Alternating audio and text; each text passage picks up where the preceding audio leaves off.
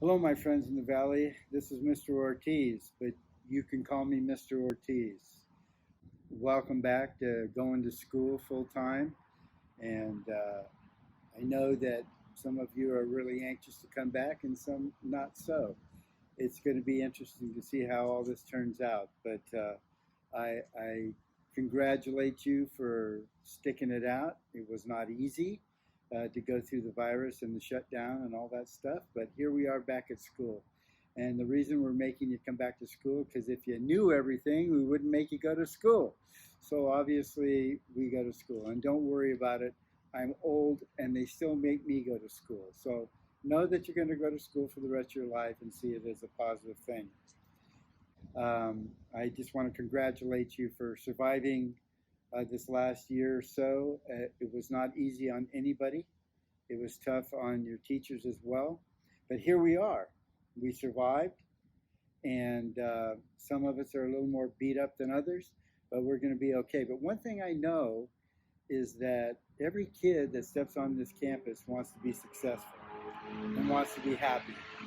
So the message I've been given 15 minutes to give to you today is maybe a little formula that you could work on to be mentally healthy and physically healthy and ready to get educated so your life turns out great. The virus was hard on all of us. It was really tough to stay at home and try to contact kids through the computer or over the phone. And sometimes I even went and visited some in their driveways with my lawn chairs. But we made it. And I'm proud of you for getting up and coming here and taking a run at it. And so now you have to kind of decide how you want it to go. And you really get to decide. It won't tell you, you'll tell it. So here's some things I'd like you to think about as far as the passage of time. Do not go back and relive what just happened to us. I mean, what sense does it make? And that tends to get people depressed is when they go back in the past to painful things and try to relive them thinking that they can have a different outcome. It doesn't work. It's time that's gone by. So let's just take our hit and move on. And and then worrying about the future too. I don't want you to do that. The future will take care of itself. All you have to do is do well today. So I want to talk to you about the what I call the five pillars of good physical and mental health. 4 years ago, when I started the Wellness Center here at Valley High School, um, I really wanted to know how people with various conditions like depression or anxiety or suicidal ideation, how did therapists work with them? What did they see that were in common? And I kind of found these five things that seem to go through all of them. So I'll briefly explain them to you. And if you want to talk about them more, you're certainly welcome to come to my office and we can talk about it. One of them, the first one is sleep. We are terribly sleep deprived. And we have to sleep. It's not an option. When I was your age, I always thought, why should I sleep? I waste all that time. I could be using it doing other stuff and usually fun stuff. So why do I need sleep? But I've discovered how essential that is to your good physical and mental health is to sleep well. And people in your age group need to sleep 8 to 10 hours every day. And it's not voluntary. I mean, you have to do it because it allows you to, at the time you are awake, to be able to concentrate better. What good is it to stay up 20 hours and then be in a fog all day long and not get anything accomplished? And it's good for you physically. People that are sleep deprived suffer heart attacks and they get diabetes and they have performance problems. They don't grow like they need to grow. And right now, whether you know it or not, your brain and your body are growing at a rapid pace. So you need to promote that through having good sleep habits. And also, people who are sleep deprived seem to have a lot more emotional problems. And so let's cut that short and let's make sure that you go to sleep at the same time every night, if you can, of course, and you stay away from the screens. I know that a lot of people, including adults, are addicted to screens nowadays. when it's time to sleep, let's sleep. You know how good it feels when you finally get off to sleep and your central nervous system needs to recharge. It's kind of like when you reboot your computer, all of a sudden it's just not working very well. And so you shut it off for a little while and you turn it back on and voila, it's all working again. And it's kind of the same thing with sleep. So make sure you get it. The second thing, second pillar of good health that I want to talk to you about is your diet. Now, here I sit.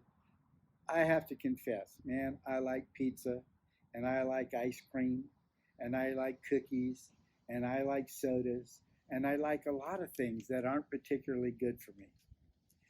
But the thing I've learned to do is to take them in moderation. I'm not saying never have this stuff again. Heck no. Eating is such a pleasurable experience, but you have to moderate it. Again, for your good physical health, your body needs the nutrition that you're getting from good foods to fuel the engine. I mean, how well is your car going to run if you don't put gas in it? Or if you put inferior gas in it, it's still going to clunk out. So make sure you get plenty of whole grains and leafy vegetables, lean proteins, all that kind of stuff. If you need more advice about a good diet for you, please come and see me and we can talk about it. We'll look it up and we'll make a plan. And you have to do it. It's essential. The third pillar I'd like to talk to you about is exercise. And many of you are going, leave me alone. I don't want to. But you have to. Physically, you need to get out in the sunshine 30 minutes a day minimum. And you could be doing a lot of different stuff. It doesn't have to be one thing that's very boring and you don't want to do it. You can, of course, join a sports team at school. I mean, you're going to get exercise for more than 30 minutes every day. And I don't care which sport it is. All of them are very valuable in what they offer you. You can walk the dog. You can go for a walk. You can ride a bike. You can swim. You can dance. You can get out with your friends and play games. Whatever it is, get your body, your coordination, your physicality going every day, at least 30 minutes. Get out in the sunshine. Come on out here to the Secret Garden and we'll do some stuff. Let me know. I love exercise. I'm an old guy and I exercise an hour, 2 hours every day because I like it and I like how I feel after I've done it. So don't stay inside in a dark place playing video games, getting big fat thumbs, and then nothing else is working. And now, since we've been locked down for a year, exercise has kind of been on the back burner for a lot of people. Now's the time to get out and build it up. The fourth pillar of good mental health are positive relationships, human relationships. We are pack animals. We need each other. And how that relationship goes makes a big difference in how we see the world and how we view each other and how we view ourselves. I cannot tell you how many times I've had discussions with students and we'll just do something like, when someone walks by, what do you notice about them? And we're in this habit of saying negative things. Oh, they're this, they're that. And it doesn't really satisfy us. I challenge you, when that person, that stranger walks by, pick out something that you admire about them, something positive. It's just as easy, and it becomes a habit as well. So try that. Another thing I would really think that would be smart for you to do is try to eliminate the poisonous or negative people in your life. Now, I know sometimes that's impossible to do because we live in the same house with them sometimes. I know that. But I'm talking about the choices that you make out there with friendship groups and so forth. Find people who are on their way somewhere. They'll take you along with them. Just get in there and find people who say positive things about you and about what they're doing. And it becomes a habit for you. Your mood will elevate. And I really kind of recommend, if you can, is to find someone older than you that you think has their head screwed on right. Because one advantage that they have is that they've been around longer. They've seen more sunsets. They have life experience. And sometimes life experience is very valuable when you go as a young person going, how should I do this? What's a positive attitude for me to take in this endeavor? Talk to people who are older than you that you think are positive, like parents or grandparents or aunts and uncles or friends of the family, or if you're religious, a clergy person, somebody you think is positive. And siblings and friends can also be a really great influence in your life. Just because they're young doesn't mean that you shouldn't learn things from them. You guys will learn a lot of things from each other, but try to keep it positive. Get in that mindset. Reject the negative, and you will see that your attitude will change. And the reason I know this is because I lived through it. I did that.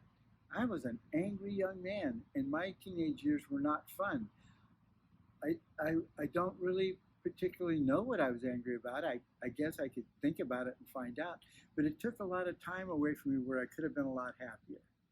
And it took a lot of time for me to get here. And I'd really like to shortcut that time for you if I can. And then the fifth thing that I want you to think about and is to go inside and have a conversation with yourself every day.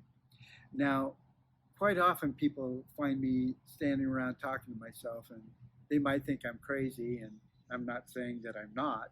It's just that when I talk to myself, what I tell them is that at least I have to have some intelligent conversation in the daytime. Go inside, talk to yourself. You get to be the person that you want to be. It's almost like you're the star of a movie, and you get to create the character that is going to be. And I know all of you want to be this positive, good, successful, happy adult. So how do you get there? You practice.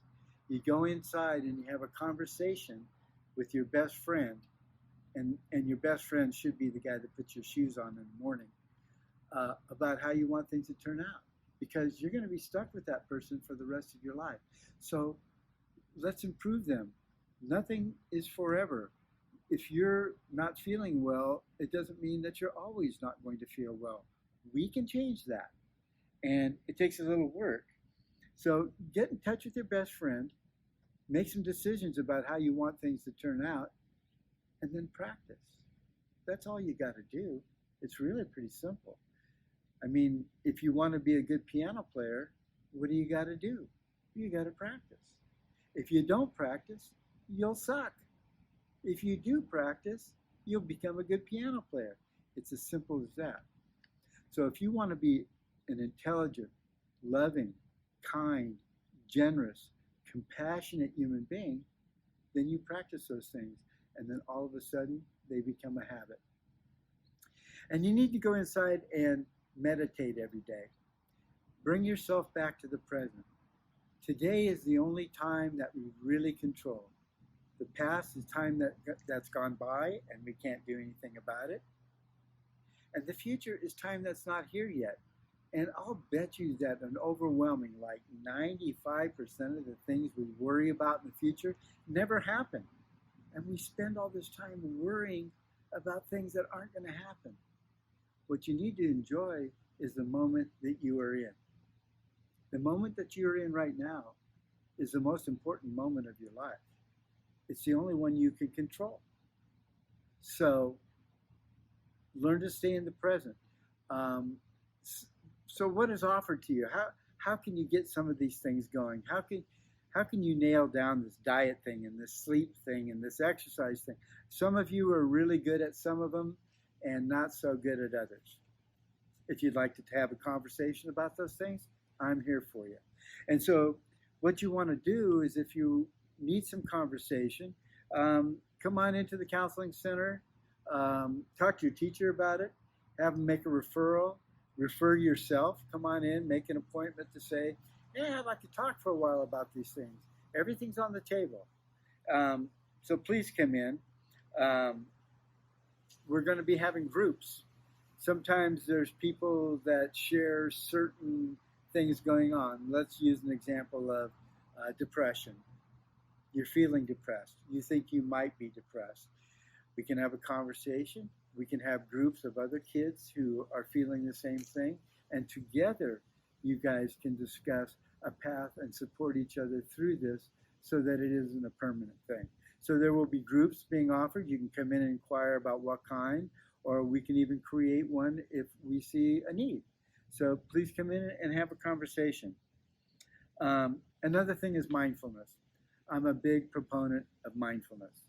And you know what it is. Sitting, breathing mindfully, bringing yourself to the moment, and then examining how you feel. And what I'm going to do this year with certain kids is I'm going to build a mindfulness library where there will be various lessons and exercises that will be recorded, and they'll be in a place where your teacher can get a hold of them anytime they want, and we can put them in a position where at home you can get a hold of them.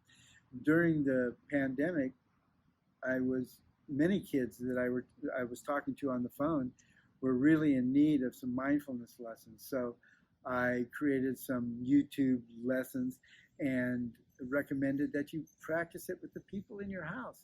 I mean, they're just as stressed and anxiety ridden as you are. So let's slow down, take a breath, have a moment, set our mind on how we want our life to turn out, and then practice that. If you do that, things will be fine. And so please do not be bashful about talking to your teachers about what you're feeling and coming into the counseling center and talking to any one of the counselors about how things are going for you.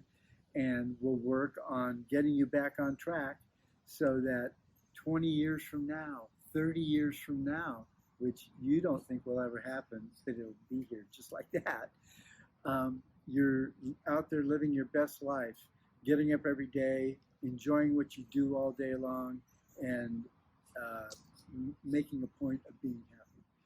So that's it for today's lesson. If you need me, do not hesitate to go into the Career Center or the Counseling Center and say you want to talk to Ortiz, and we will figure out what we're going to do. Thanks for listening. Hope to see you. I'm out there every day. Stop me if you want to talk.